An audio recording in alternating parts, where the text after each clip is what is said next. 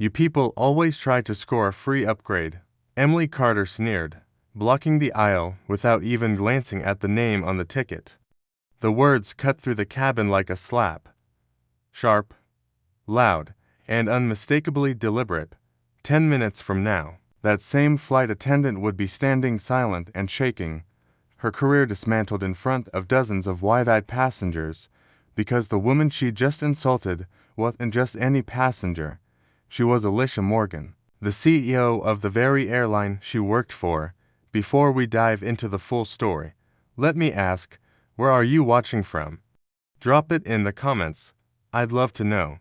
If this kind of real, hard-hitting story matters to you like it does to me, be sure to hit the like button. And don't forget to subscribe for more. Now, take a breath, because what you're about to hear will leave you stunned. It was exactly 1:15 in the afternoon when Alicia Morgan stepped onto Sky Express Flight 227 from Chicago to Miami.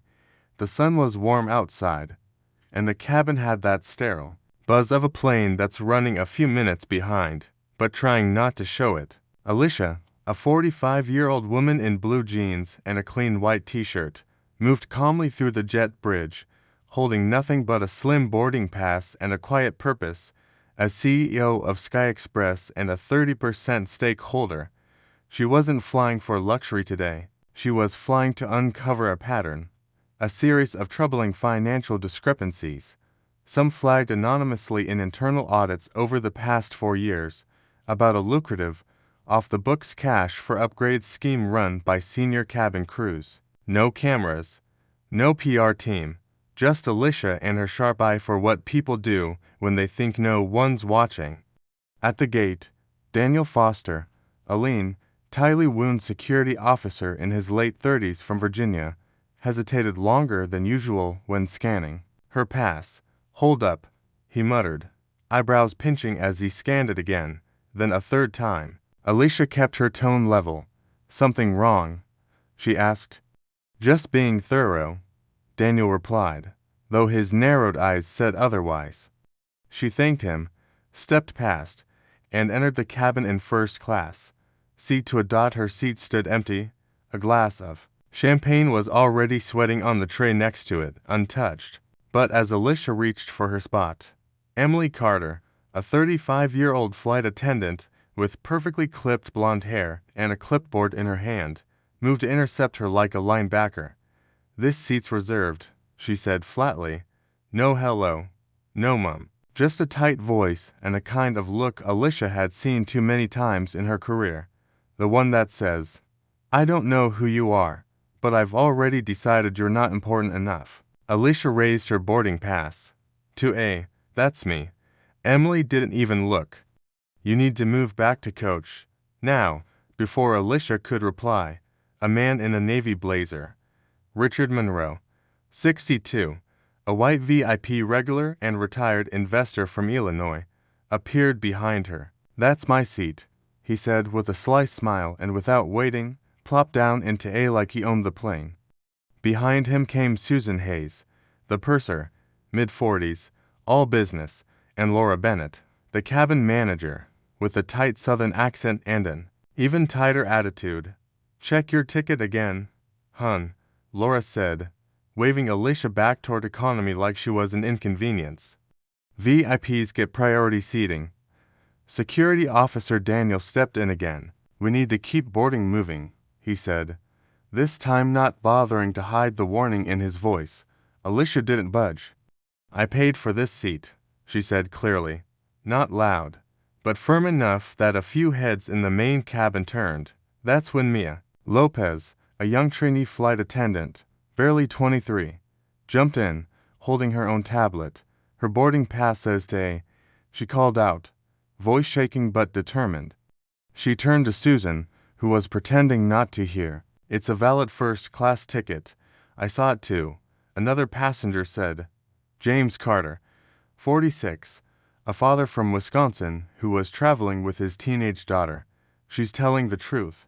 Still, Emily wasn't done. She stepped directly in front of Alicia. "You need to step aside." Now, Laura crossed her arms and physically blocked A with her hip. sneering as if Alicia had wandered into the wrong party. "We already seated the VIP. If there's a mistake, you'll need to sort it out after takeoff," she said coolly. Behind Alicia, Daniel loomed at the cabin door like a bouncer outside a nightclub, silently daring her to make this harder. Meanwhile, Richard sipped the champagne in 2A with a satisfied smirk. Mia looked horrified. "This is wrong," she whispered to Susan. "She's the CEO." Susan's head snapped around. "What did you just say?"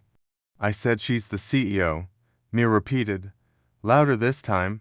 "Alicia Morgan, you're kicking your own CEO out of her seat." Susan laughed. "Right," she said, clearly thinking the girl had lost it. "This woman, in jeans." She turned back to Emily. "Handle it?" At that moment, Alicia pulled out her phone and called her assistant. "Olivia Grant, get legal ready," she said calmly, barely raising her voice. "They've denied me boarding. Again." Around her, the murmurs began to swell. She said CEO. Someone whispered, "From row 3. Did they really say she doesn't belong here?" Alicia turned back to the flight crew. "I've shown my ticket. You've ignored it. You let another man take my seat after bribery, and now you're intimidating me." She looked Daniel dead in the eyes. "You are now delaying this flight, not me." Daniel frowned and tapped on his tablet. "Your boarding pass has been flagged suspicious," he announced loudly. "System shows a mismatch." Behind him, Nia gasped. She had just overheard Susan muttering to Laura, "He paid the priority fee. I don't care what she says. She can sit in the back." Passengers started recording details on their phones, not filming, but documenting. James stood up. "Enough. She paid for that seat. She's got the ticket. I saw it." "Are you telling me you're throwing her off the flight because of a backroom deal?" Susan scoffed. "This isn't about a deal. It's protocol." But Alicia had seen this protocol before, 20 years ago at another airline where senior staff would take kickbacks for favors. She swore she'd never let that kind of corruption fester under her watch. And now, here it was, thriving under the name of the company she helped build. Passengers stared in disbelief. Tension crackled in the air like a live wire. Somewhere, in the air, but no one was moving. Alicia didn't raise her voice. She didn't need to. She simply said, "You just made the most expensive mistake of your career, and I assure you, it will cost you everything." And it would, in exactly 10 minutes. The moment Alicia's words hung in the air, calm but firm, the cabin went unnaturally still, like everyone was holding their breath. The flight crew, except Mia, refused to move. And so did Alicia. Then, Susan Hayes stepped forward with the kind of cold, practiced authority that comes from years of thinking you're untouchable. "Ma'am," she said, deliberately loud, "you presented a fraudulent ticket. That's a federal offense." Alicia didn't flinch. Instead, she calmly held up her pass again, crisp and clean, and handed it over. "Go ahead," she said, voice cool. "Check it." Emily Carter, the same flight attendant who had sneered at her minutes earlier, stepped up, looked at the ticket, and still rolled her eyes. "It's probably fake," she muttered under her breath, loud enough for everyone around to hear. Daniel Foster, now standing squarely in the aisle like some kind of security wall, crossed his arms and warned, "Let's not escalate this. Just go to the back." "Ma'am," behind him, Mia clutched her tablet and shook her head, whispering to herself, "This isn't happening." And it wasn't just her. James Carter, who had been watching everything from Thoreau's back, stood again. "She's got the right seat." "This is outrageous," he said, his voice rising with the kind of deep moral frustration that made the passengers around him nod in agreement. Olivia Grant, Alicia's assistant, had just boarded after a brief delay, heels clicking up the jet bridge, iPad in one hand, legal folder in the other. "Ms. Morgan," she said clearly, ignoring the crew entirely, "our legal counsel is standing by. You're well within your rights. This is a contract violation." Alicia turned to Susan, who now had no choice but to scan the boarding pass. A few seconds later, Her face twisted. Your reservation has been flagged, she announced, waving the tablet like a weapon. There's a mismatch. You don't belong in first class. Mia blinked. Flagged. By who? Her voice cracked as she looked at the system on her own screen. There was no flag 5 minutes ago. Susan glared at her. You're a trainee? Stay out of this. But Mia didn't move. She took a breath and said, She's got a valid first-class boarding pass and a Sky Express loyalty profile with VIP status. This doesn't add up. Alicia didn't bother to argue. She simply said, Get Robert Ellis on the phone. Robert, the HR director, had been looped in quietly for months. Alicia compiled evidence of employee misconduct tied to financial fraud. This was exactly the kind of moment they had prepared for, not just an isolated theft issue, but a system protecting itself in plain sight, as she called. James leaned toward the aisle, now speaking directly to Daniel.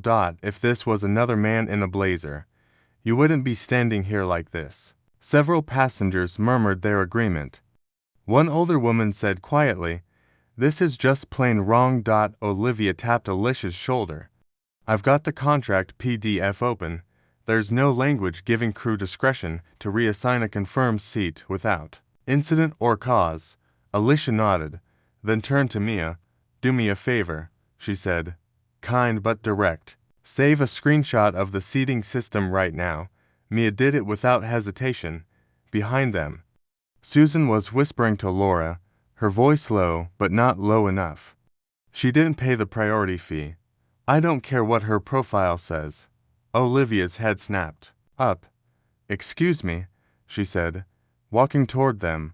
I just heard you say she didn't pay a fee, even though she's a verified customer in C2A with a valid boarding pass. What fee are you talking about? Susan looked shaken but doubled down. We follow discretionary seating per corporate protocol. The phrase hit like thunder in the cabin. Discretionary seating, Olivia repeated, voice rising. Are you referring to a company-sanctioned bribery system? James shouted from row 4. That's corruption. You just admitted it. A younger woman a few rows back added.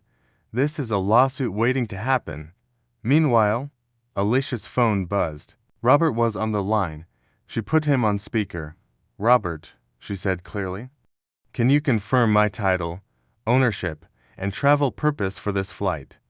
His voice came through steady and strong. Alicia Morgan is the Chief Executive Officer of Sky Express and owns 30% equity. She's flying today to investigate reported corruption and bribery on board select routes. Audible gasps rippled through the plane. Susan's mouth fell open. Wait, what? She said.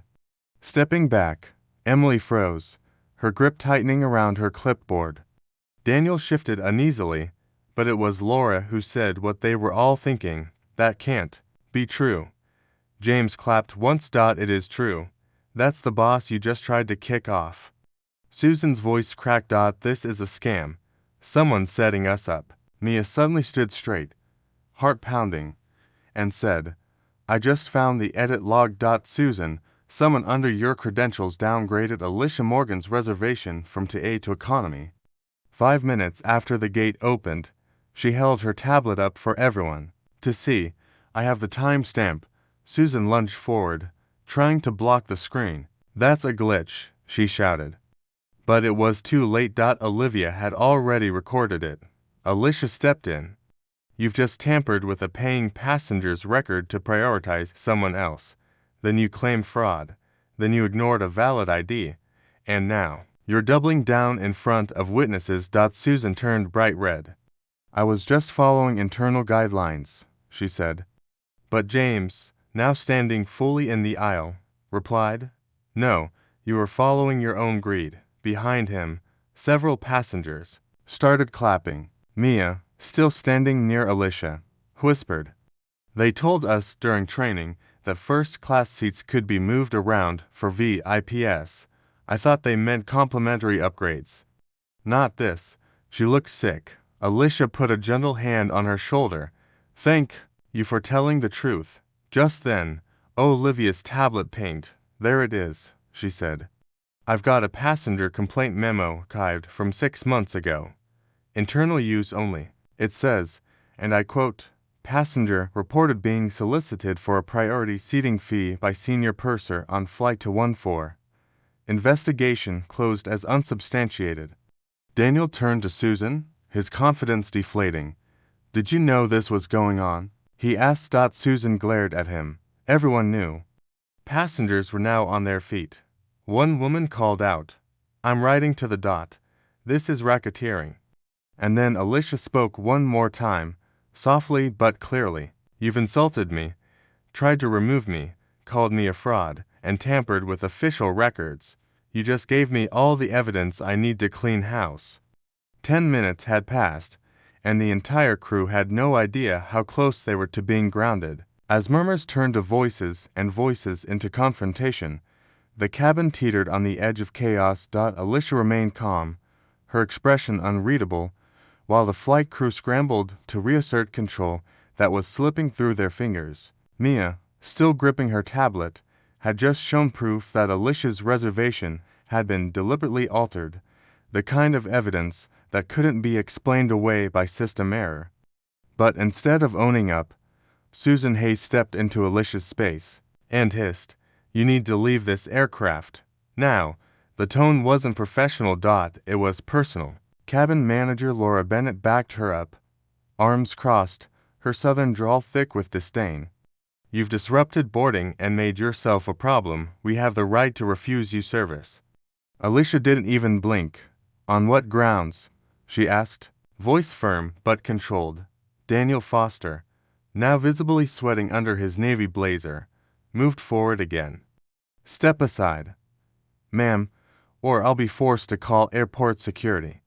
James Carter, standing behind Alicia, barked out, "Call them, I dare you. Let them explain to the news why the CEO of this airline is being dragged off her own plane for sitting in the seat she paid for." Passengers around them were fully engaged now. No one was ignoring this.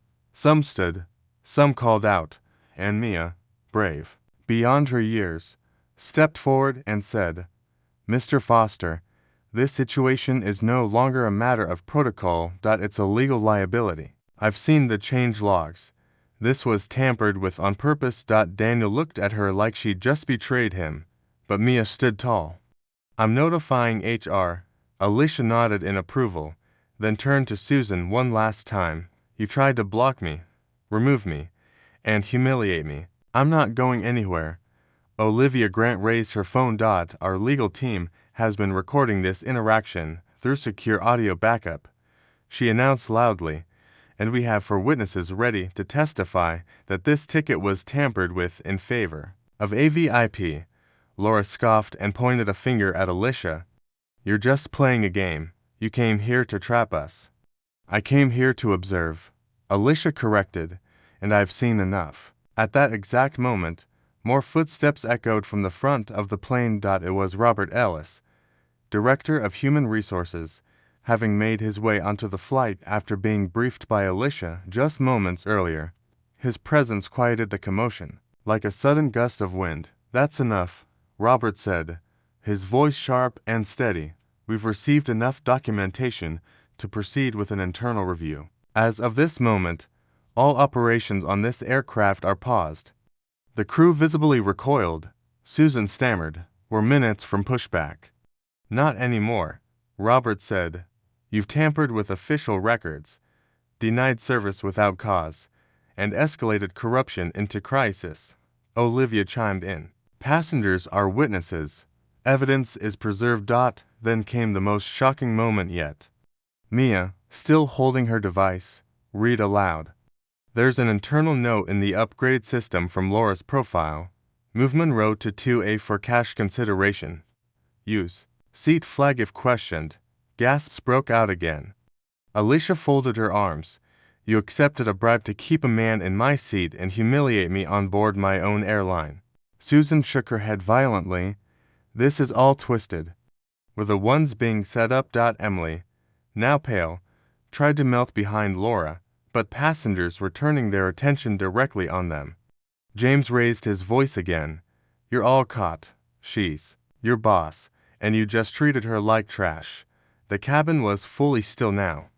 No one was on their phone. No one looked away. It was a courtroom in the sky. Susan made one last attempt to regain control. Captain Turner, please get on the PA and authorize removal. A beat later, the captain's voice came over the intercom. Ladies and gentlemen, this is Captain Turner.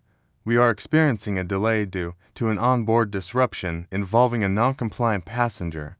We ask for your patience, but before he could finish, Robert signaled to Olivia, who tapped the screen and activated speakerphone. A calm, firm voice came through.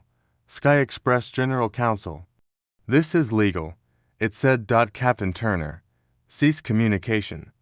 We are officially overriding operations pending executive authority.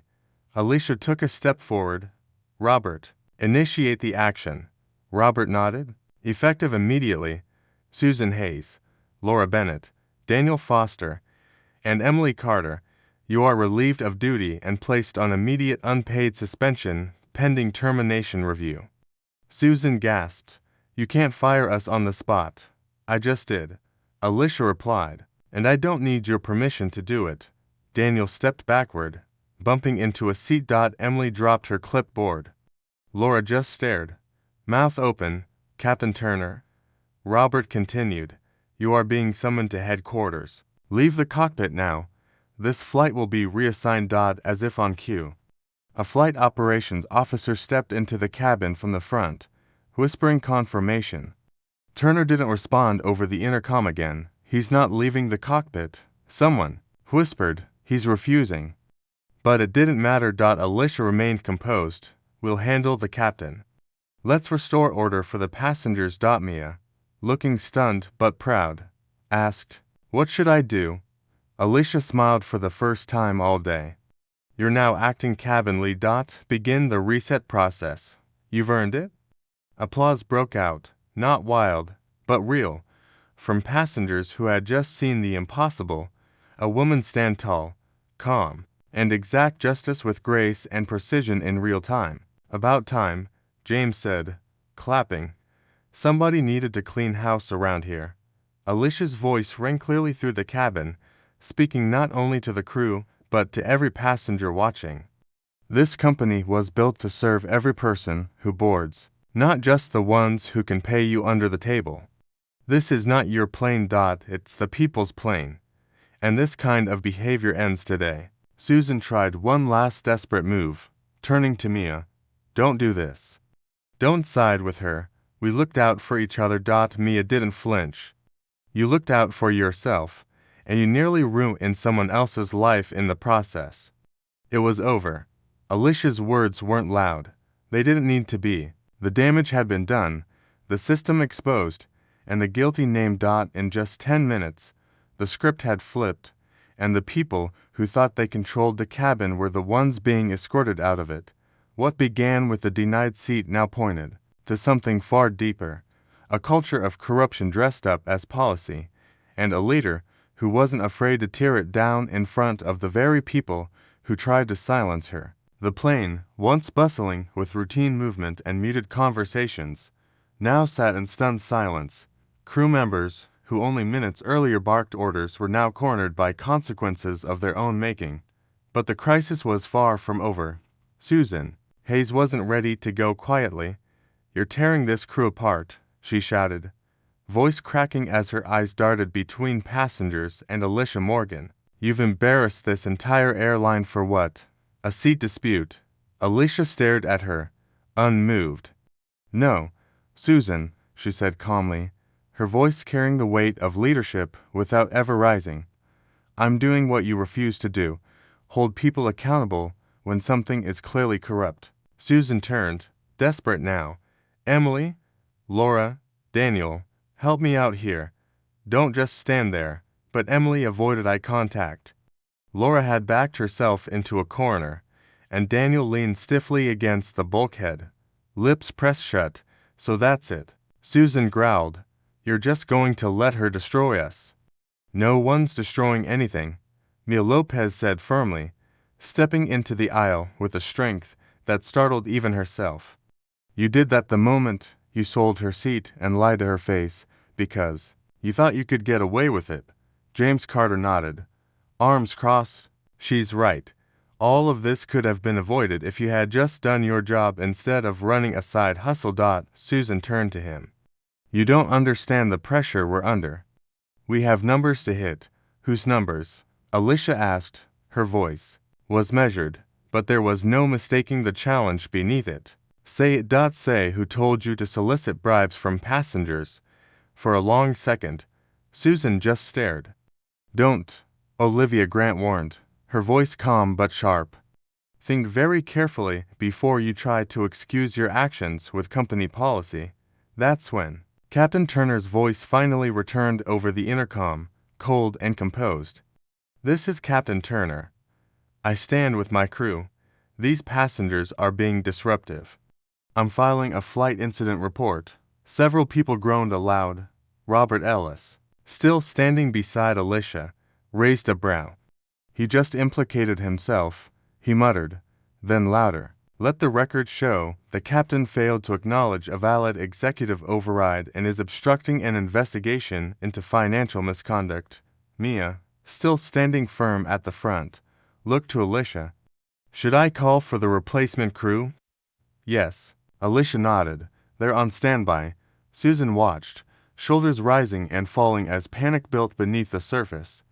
This is insane, she snapped. You're not God. Alicia. I don't have to be, Alicia replied. I just have to be honest, something you've avoided for far too long. The mood in the cabin shifted again, this time, from outrage to resolve. One elderly woman stood up and said, I fly Sky Express because I believed in this airline. What you people did today makes me question every time my flight has been changed at the last minute. Her voice trembled, but it was strong enough to pierce the moment. And if it weren't for this woman right here, I don't know if I'd trust your staff ever again. The passengers broke into quiet applause, not just for Alicia, but for what she stood for. Susan looked around, eyes glassy now. You don't get it. We're encouraged to make VIPs happy, at any cost. We were told to keep the front of the plane profitable. Alicia stepped forward, by extorting them. Susan, because what I'm hearing sounds a lot like fraud. I didn't say that. You didn't have to. James interrupted. We all heard what you meant. Olivia, holding her tablet again, opened a document and turned it toward Alicia. This is what I was afraid of, she said grimly. I just pulled it from our performance review database, archives. She turned the screen to show an email chain from an internal group for senior pursers dated 2 years prior. The subject read, Maximizing Ancillary Revenue Streams. Below it were listed suggestions like discretionary priority upgrades and the most damning one, onboard elite service fees. Gasps rippled through the cabin. Onboard elite service fees, Mia whispered, horrified. That's corporate language for taking cash. Alicia's face hardened. Who started this chain? Olivia scrolled to the metadata. Initiator, Regional Manager, Eastern Division. Name? Alicia asked. Olivia Squinted. Evan Barrett. He's still with us. Yes. Director of Guest Experience now. Alicia clenched. Her jaw, not for long. Susan was now visibly unraveling. I didn't make this up, she cried. I was told to enforce these standards, but no one was sympathetic anymore. Laura, in a rare moment of honesty, spoke up. We were all told. Everyone in the cabin leadership meetings knew the guidelines. We were told if we didn't boost in-flight revenue, our bonuses would suffer. So, you ran a racket instead of providing service, Alicia said, and in doing so, you threw away the values this airline was built on. Susan finally crumbled. I was just trying to keep my job. Alicia paused, then said clearly. And you've just lost it. Robert stepped in again. Let this be known. Any employee or manager found to have enforced, supported, or expanded this practice will be placed under review, effective immediately. The moment cracked wide open, passengers began speaking up.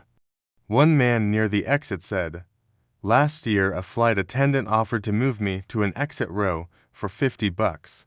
I thought it was a joke. We didn't think to file a complaint until now, another added. My teenage son was given an upgrade, and they asked him for a tip. He didn't know any better.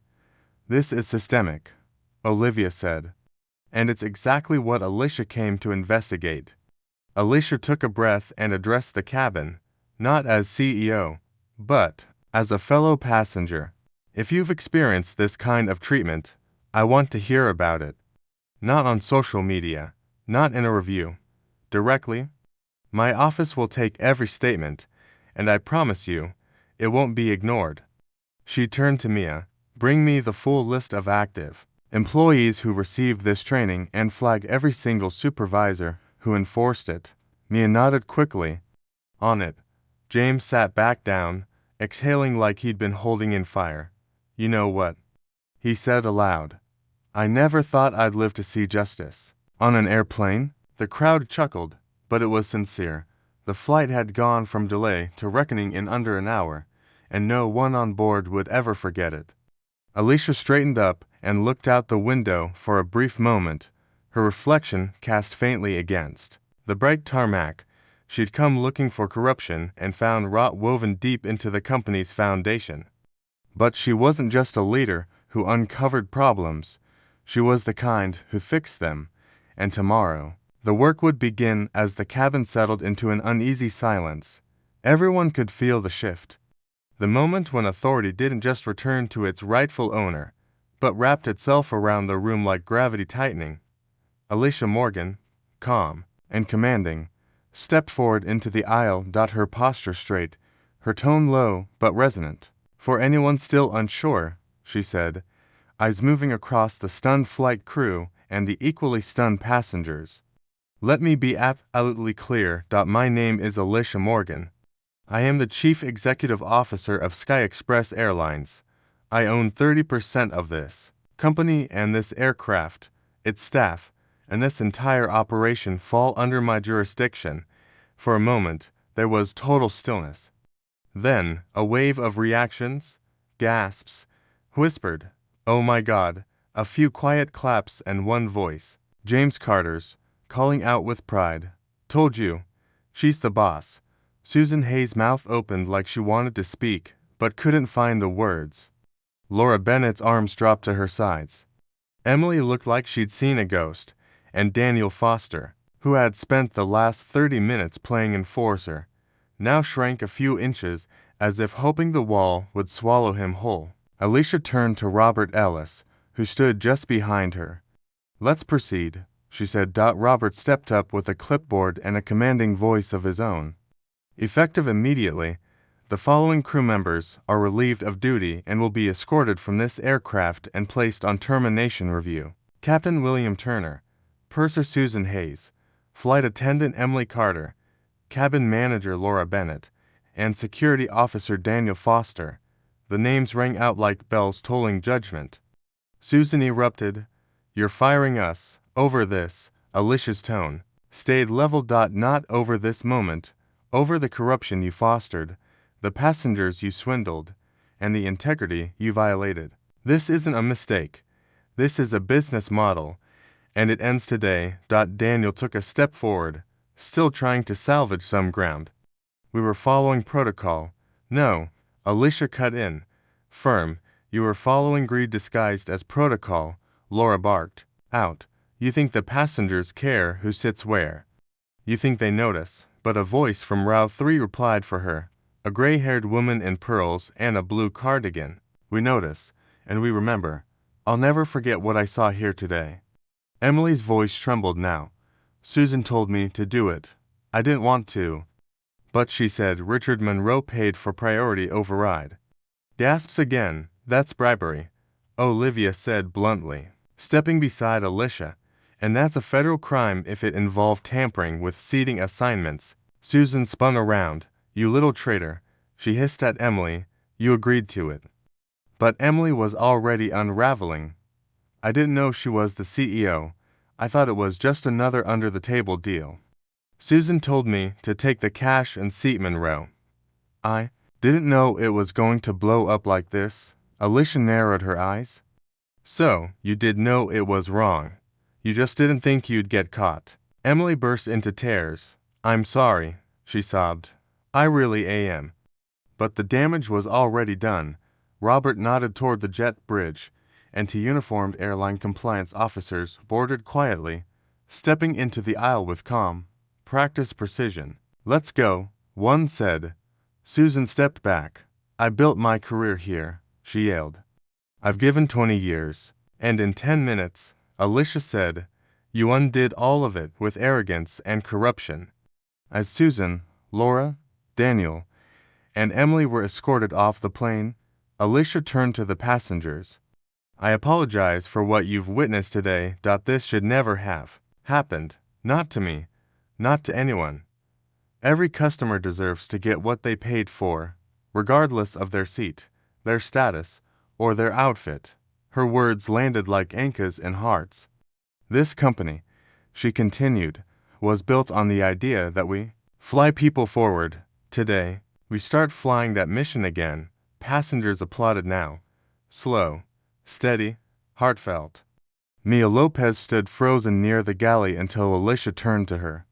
Mia, she said gently, you showed integrity when others showed greed.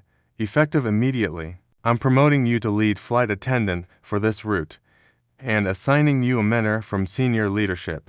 Mia's hands flew to her mouth. Thank you. I don't even know what to say. You said enough when it mattered, Alicia replied. James shouted from row 4, that's what real leadership looks like. A few passengers laughed through their claps. Then came another shock as the compliance officers led the dismissed staff down the aisle. Richard Monroe, still sitting smugly in seat A, stood and tried to walk past without a word. Olivia blocked him.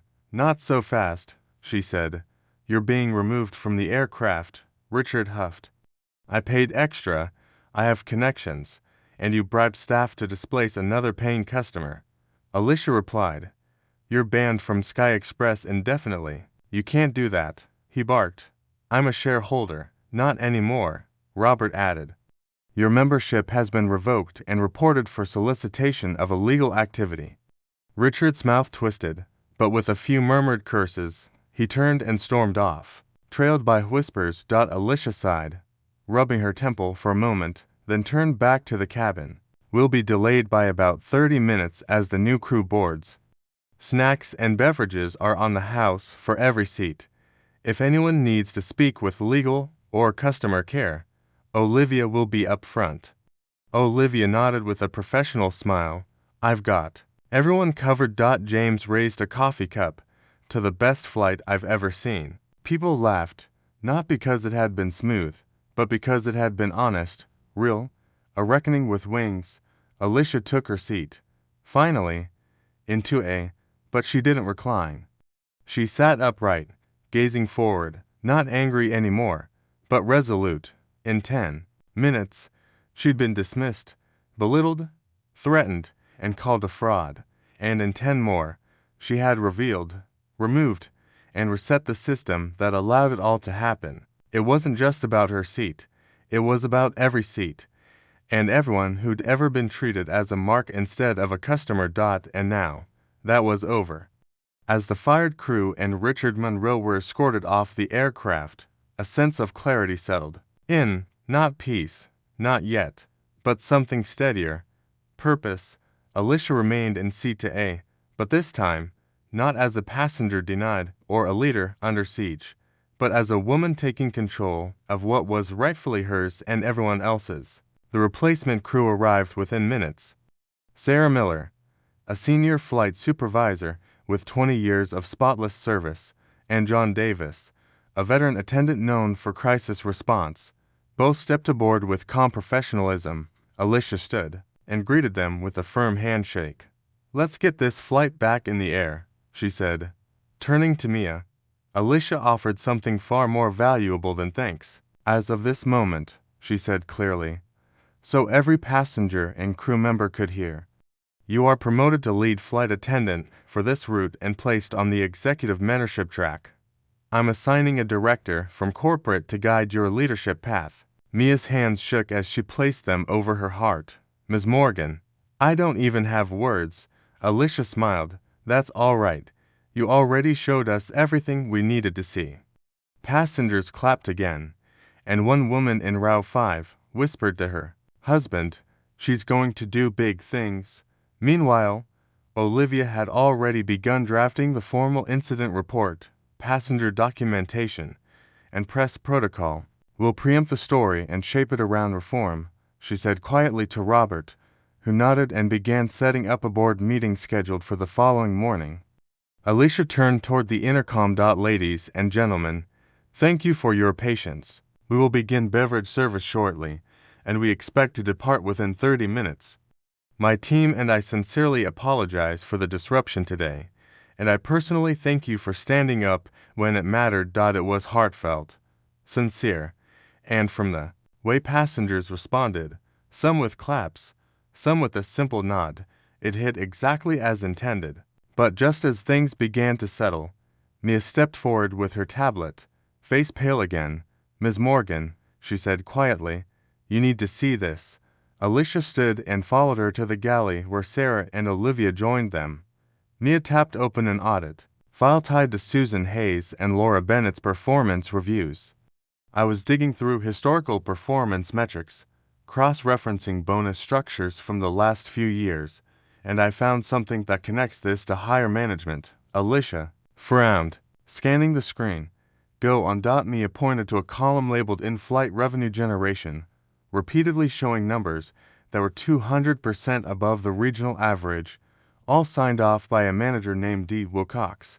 He was a regional manager before Evan Barrett, Mia said, and his performance memos praised crews for their creative revenue strategies and maximizing passenger value. That's bad, Sarah muttered, but not illegal on its face.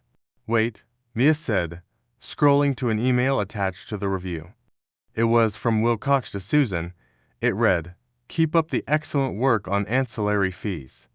Your team's ability to encourage VIPs is setting the bar. A note at the bottom, keep it discreet. Deniability is key. Alicia's eyes narrowed. That's explicit approval of corruption, Olivia sighed. And if this came from a manager, not just a rogue flight crew, then it's part of a larger corporate culture. Alicia didn't hesitate. Send that to Robert. We're pulling Wilcox's file immediately. Every bonus, every expense report, every memo he signed. Sarah nodded. I'll help. I served under him for 2 quarters. I always wondered how his teams hit those numbers. Did Susan ever mention this name? Alicia asked. Mia shook her head. Not to me.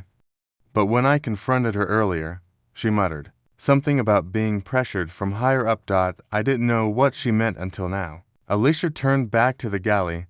This wasn't just a bad crew making bad decisions. This was taught, reinforced, rewarded.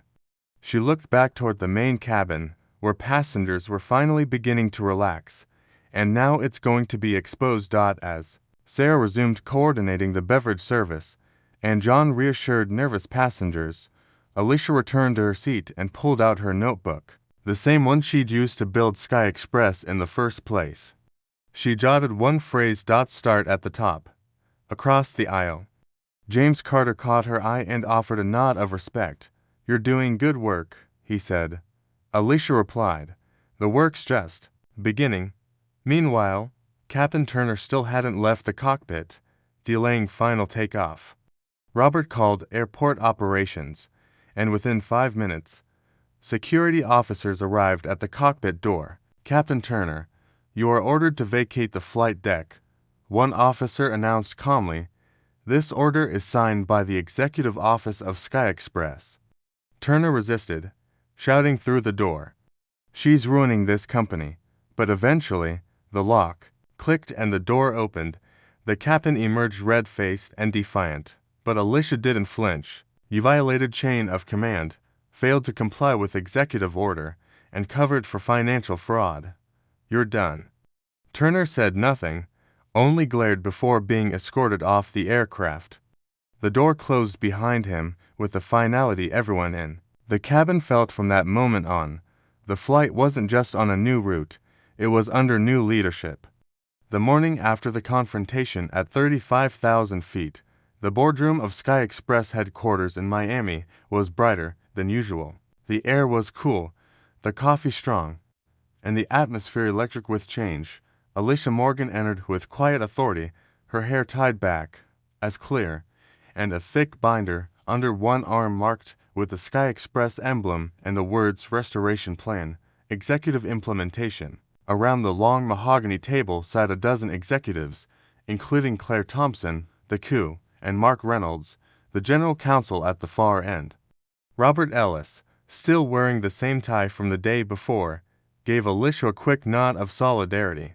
Mia Lopez, newly appointed lead flight attendant, stood near the side wall, nervous but proud in her upgraded uniform. "Let's begin," Alicia said simply, setting the binder down with a satisfying thump.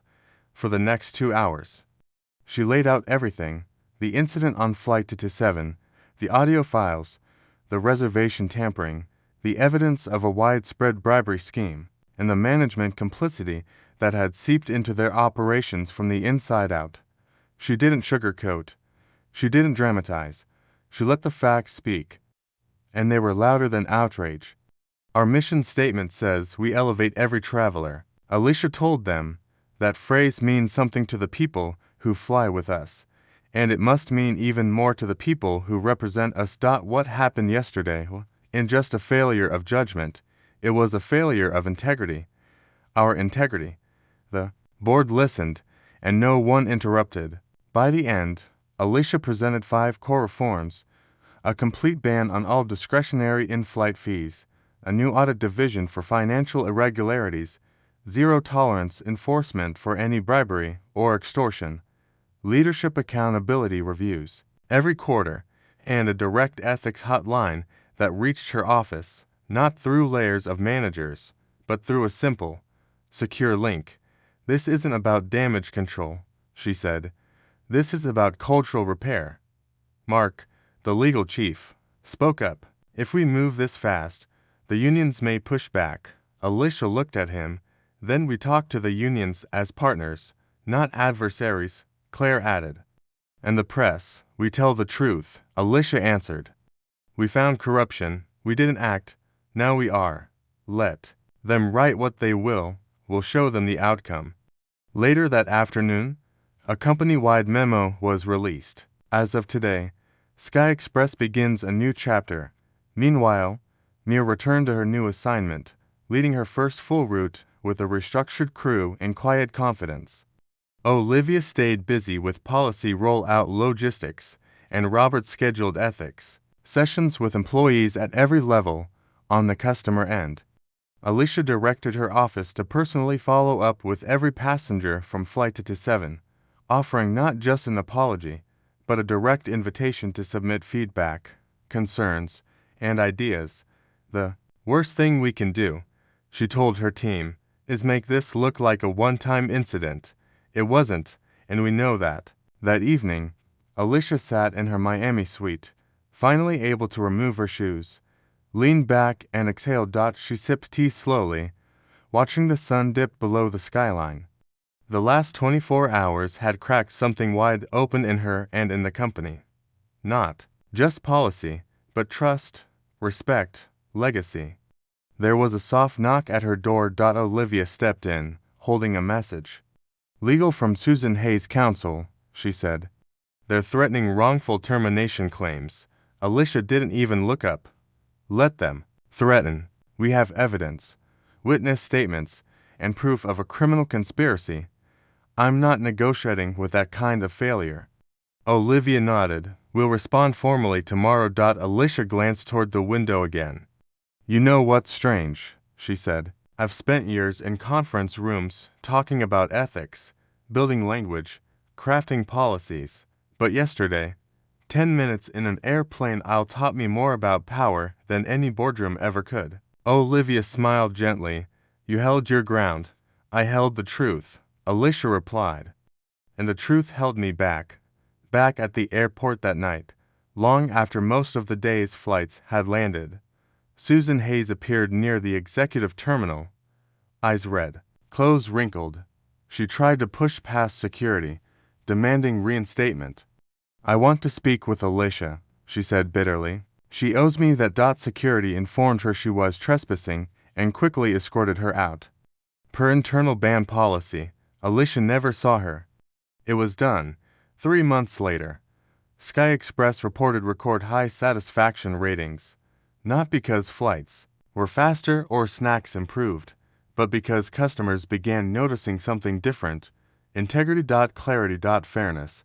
The changes were real, and Alicia, she kept flying, not in the shadows, not in disguise, but in plain view.